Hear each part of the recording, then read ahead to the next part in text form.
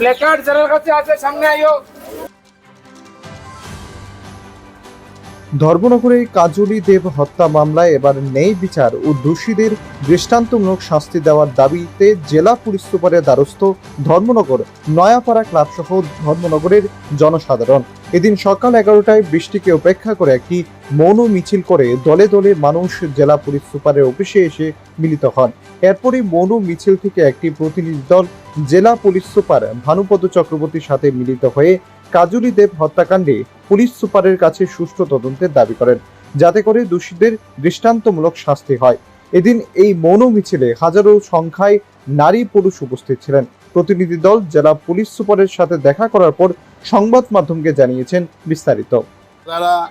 আমাদের যারা হাঁটতে পারেন না এমন বয়স্ক ব্যক্তিরা পর্যন্ত স্বতঃস্ফূর্তভাবে ঘর থেকে বেরিয়ে এসেছেন এই বৃষ্টিতে ভিজে, শুধু একটা আশা নিয়ে।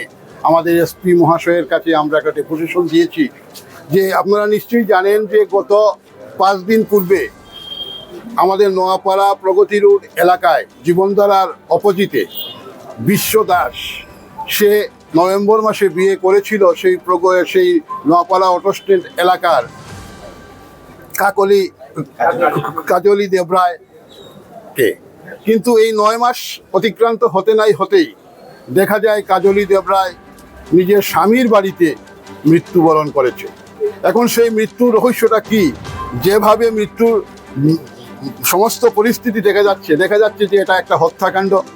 তাই আমরা হত্যাকাণ্ড না কি ঘটনা সঠিক তদন্ত করে দোষী যারা তাদেরকে কঠোর শাস্তির দাবিতে আজকে আমরা মাননীয় এসপি মহোদয়ের কাছে আমরা ডেপুটেশন প্রদান করেছি, যাতে এই ঘটনার সঠিক তদন্ত হয় এবং সঠিক তদন্ত সাপেক্ষে যে যদি দোষী কেউ হয় সেই দোষী ব্যক্তিকে কঠোর সাজা দেওয়া হয়, একটা দৃষ্টান্ত হয়ে থাকে।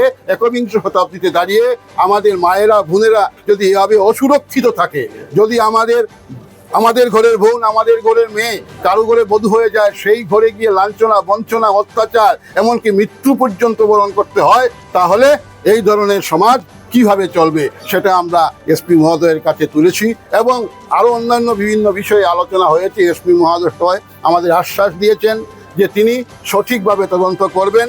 উনার আশ্বাসে আমরা বিশ্বাসী, কারণ আমরা বিগত দিনেও দেখেছি যে উনি যে আশ্বাস দেন সেটা উনি পালন করেন। তাই আজকে আমরা নোয়াপাড়া এলাকার সর্বসাধারণ মানুষের তরফ থেকে আপনাদের কাছেও আমরা বিনম্র আবেদন রাখছি, আপনারাও যাতে এই ঘটনাটাকে সঠিক তদন্ত যাতে হয় সেই উদ্দেশ্যে আপনারাও সঠিক পদক্ষেপ নেবেন, এইটুকু আপনাদের কাছে আবেদন রইল। নমস্কার সবাইকে। ব্যুরো রিপোর্ট, প্রগতি নিউজ।